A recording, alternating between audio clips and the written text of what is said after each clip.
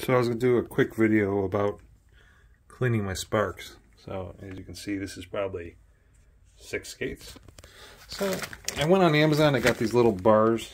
They're neodymium magnets in a Ziploc bag. And all you got to do is this. As you can see, does a pretty damn good job, and it actually cleans the filter out and everything. So you can grab the filter.